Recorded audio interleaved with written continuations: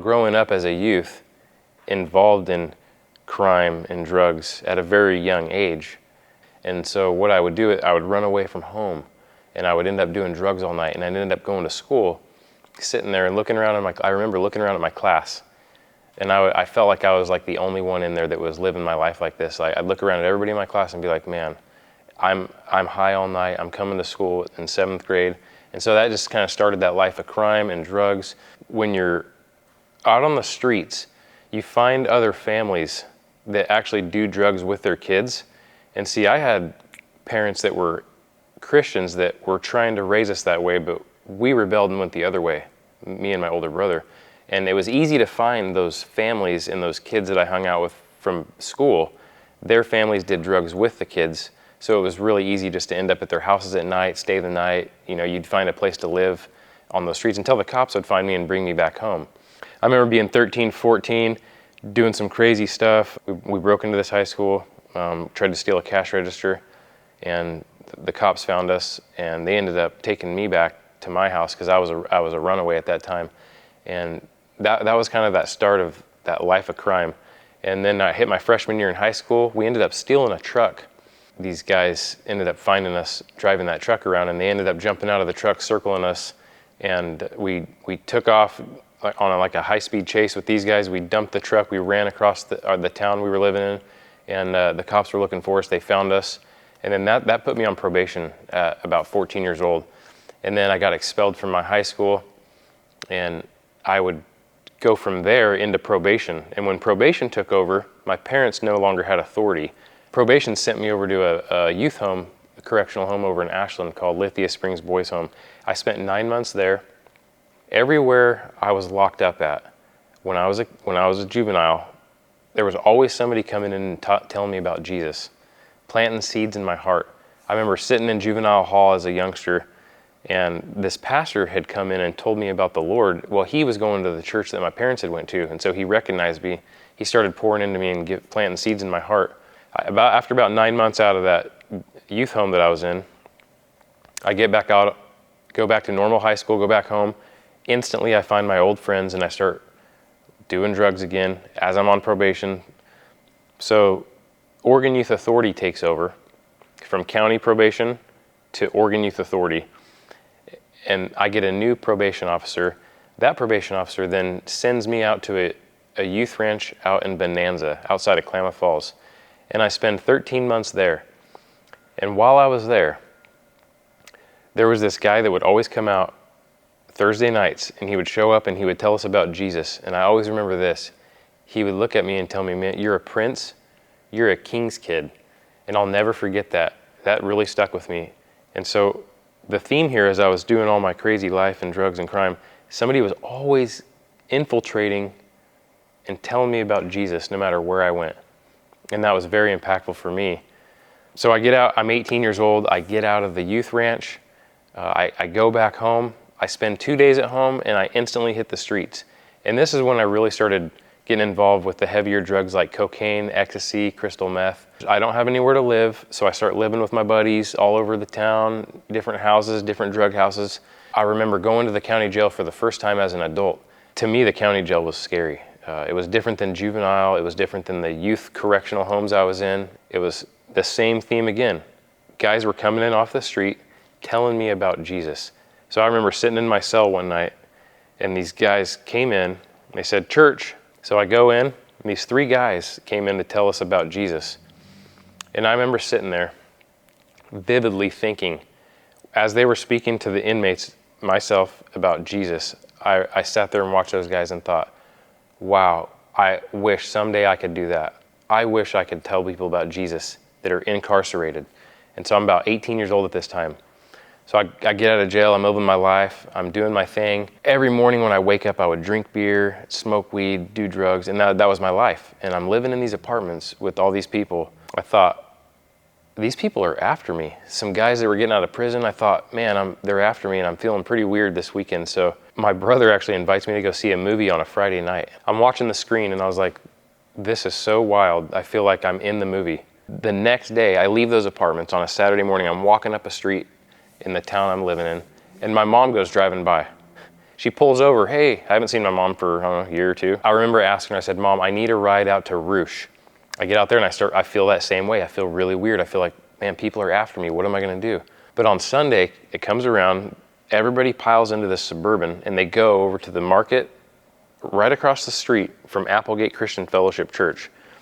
They roll up there, and I remember seeing the church, and I said, there's a safe place, because my buddy used to take me there in high school. All the people in the Suburban, they go into the market. I literally run across the street to the church, and I sit there. The pastor comes out, Peter John Corson, and he said, you ever feel like your life's like a movie? It's like, yeah. He said, hey, at 7 o'clock, we're gonna have a believers meeting up in the sanctuary.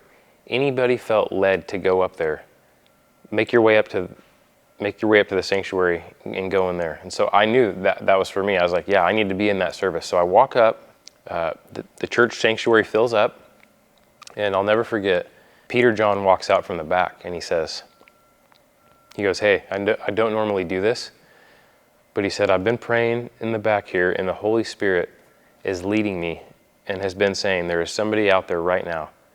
And whoever that person is out here that knows who they are, will they stand up right now? So I stood up out of my seat. My heart was pounding. I knew that was me. Man, I knew the Spirit was just speaking to me. He comes out and he says, whoever is here, stand up. I stood up. He said, hey, the Lord has a ministry for you. He wants to use you in a ministry and use your life and bless your life and use you in a specific ministry. And I said, wow. My mom starts crying and all that. And that was the calling on my life at 19 years old. I had no idea what that meant yet. So as I go back out into the world and live on the streets for about 4 or 5 more years, I ended up going to the Job Corps for a year. I came out with all this money. And my brother and all these guys, they found me. They said, hey, you got a car, you got money, you're gonna be a driver. You're gonna be our driver for selling drugs, and we're gonna teach you how to sell drugs. Since you have money, we're gonna buy and you're gonna sell. And so I ended up being the driver for this guy. We'd go pick up loads of meth, and I'd drive him. I was the driver, and it started to get pretty crazy out there. And then I started doing meth, and I was doing that for about a year. And that's when I started I got possessions of drugs. I got a burglary charge. My life was just spinning out of control. And I remember driving down to Long Beach, California this one weekend, and these guys were going to show me how to steal cars. And so they had me come in these apartments with these cages, and I walked in, these big Simone guys, and it was really intimidating. And they take me back to the back of this alley, and one guy literally pulled up in a brand new BMW they'd just stolen, and they're like, we're going to teach you how to steal cars. And they were smoking meth, and I just felt like this is wild. And so I stayed the night that night, and the next day I was like, I got to get out of here. The guy that ended up giving me the meth, he rolled it up into a garage towel and stuffed it in my engine, and I drove it back to Oregon. And I come back, I'm selling it, I'm doing my thing, and I ended up getting busted for a couple drug possessions in that burglary, go to jail, and while I'm in jail for that next month, I ended up going to church in jail again, and people were planting seeds in my heart. And so as I get out of jail, that night I went straight to Las Vegas, stayed there for about a month, came back to Medford, and went straight to Portland. And so for the next 3 years, I was on the run from probation, and I had warrants out for my arrests. I got arrested 4 times in Portland, and they never extradited me back to Jackson County. But as I was up in Portland, I'd get arrested those 4 times and let out. And I was living my life of crime still and drugs. And so one day I just decided, you know what, I'm gonna start walking with the Lord. I'm gonna give up this life. I'm tired of this life that I'm living. And I wanted to go to church. So as I had this apartment in Lake Oswego, and guys that would come over to my apartments that I found in Portland that had drugs and we partied with, this one guy, I told them, I'm gonna start walking with the Lord and changing my life. And they said, no way. There's no way this guy's gonna change his life. We know him, he parties too hard, he does all the things. And he said, but hey, this guy doesn't even go to church. And he said, hey, there's this church called Athey Creek Christian Fellowship. You should check it out. I said, I'm going. And he said, it just looks like it would fit your style. So I remember going to Athey Creek, I walked in the front door, and there was a guy sitting there, and I told him that I was from Southern Oregon, and he said, oh, did you go to Applegate Christian Fellowship? And I said, how'd you know? But I didn't know that church wasn't a link off of Applegate Christian Fellowship. So right away I felt welcomed as I walked in, and I remember just giving up my whole life. One night I flushed my drugs down the toilet, 2007. And I changed my life. I did a full repentance. I was walking one way, I turned and walked a different way. And I plugged into that church. I just felt so welcomed by all the guys there, and I didn't know how to do church. I didn't know what to do. I just know that I was going to church and I was going to plug in. And that meant I just started going to Bible studies, men's groups, hanging out with all the college age guys because that was my age group then. And I started setting up the church, helping out, doing anything I could, just being involved with other Christians. And God just opened up doors. I mean, I didn't have a place to live. I left my apartment in Lake Oswego. The Lord just started working in a miraculous way.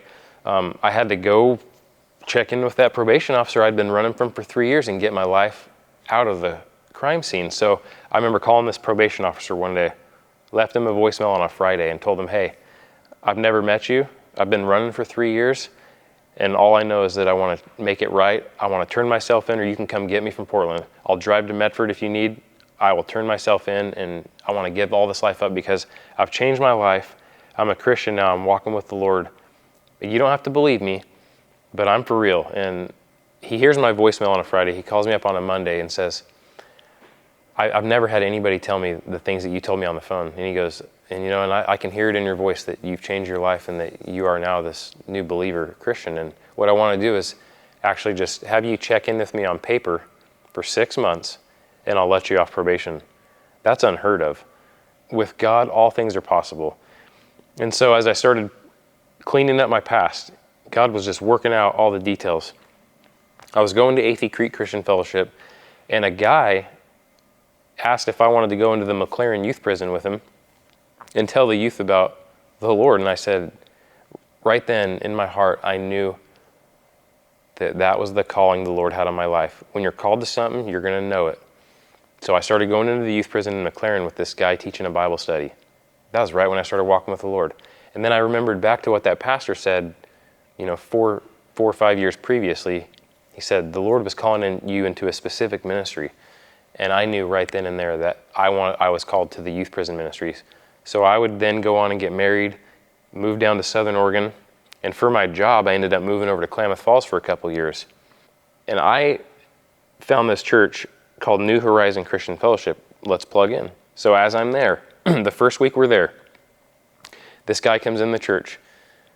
Lo and behold, it just happened to be the guy that used to come out to the youth ranch that I was at, the old guy that would come out there and bring us the daily bread devotions. I saw him, I said, hey, you're the guy that used to come out to the youth ranch when I was locked up, and you would tell us about Jesus. And you always told me I was a prince and I was a king's kid. And I'll never forget that. And he said, hey, wow, this is amazing. Do you want to be part of my juvenile detention ministry and be on the board? Come up and share your testimony with the kids and be a part of it and be on my board. I said, yes, I'd love to do that. There you go again. That calling I knew. It's like no matter where I went, the detention ministry just fell into my lap. So we lived in Klamath for a couple of years. We moved back to Southern Oregon, and we wanted to plug into Edgewater Christian Fellowship. We had some friends here. It was just where we wanted to be at. So we're here a couple weeks in. Somebody had put a prayer request. It said, pray for the men who are going to go up to the Oregon Youth Authority prison here in Grants Pass. And I was like, bing, light bulb. I said, oh, they go into the youth prison here? Wow. So instantly I got connected with the guys who go in there. And that first week I go in, there was a guy in there and he said this to me. He said, hey, I have been wanting to retire my spot out of the youth prison. I've been doing this a long time and I want to give up my spot to somebody, and I've been waiting for somebody to come along to give my spot to. And this guy didn't even know me, and he said, hey, would you want to take my spot in here at the youth prison? And I said, yes.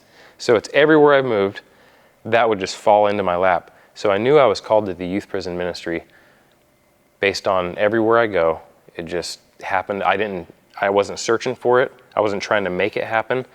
The Lord's been doing a really miraculous thing there.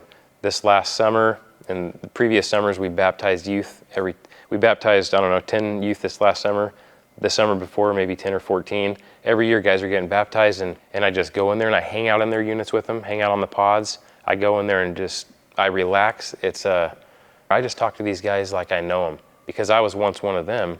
As soon as I say that I was on OYA and I start telling my testimony, I got these guys' attention. It's been such a blessing because I just take my Bible in there, and sometimes I just talk to them about their day, how they're doing, what their life's about. All I'm in there doing is planting a seed. I think the most important thing that we can do is just plant seeds in these guys' hearts. We may never see the growth. We may not see fruit 5 or 10 years because a lot of these guys, they're not from here. They're from other cities around Oregon. But I know that my job is to just go in and plant the seeds, because as I was growing up, locked up as a youth, those seeds were planted in me all along the way. And at just the right time, they blossomed and bloomed. You know, maybe in 5 or 10 years down the road, one of these kids will be like, I remember what Sean used to tell me in the youth prison, and man, I'm ready to make that change. Some guys, I've seen it. One guy got out and lives here in town, and he's going to church here every week. One of my favorite verses is 2 Corinthians 5:17, and it says, anyone who belongs to Christ has become a new person. The old life has gone, and a new life has begun. And all this is a gift from God, who brought us back to himself through Christ. And God has given us this task of reconciling the world to himself, no longer counting people's sins against them. He gave us this wonderful message of reconciliation.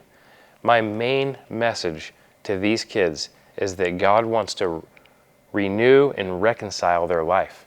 And he wants to do that in their lives. And it's hard for some of these kids to believe that until they see a guy like me who's been there. I get to go tell these kids, hey, God can restore everything that's happened in your life. And it's so amazing to have 3 felonies as an adult. One of them that can never even come off my record. It's permanently there. It can't go away. But I went through the right channels, and it's been 18 years since I've committed a crime. And I went through the judge, the DA, and the sheriff here in our county. And they have to all 3 sign off on you to get your gun rights.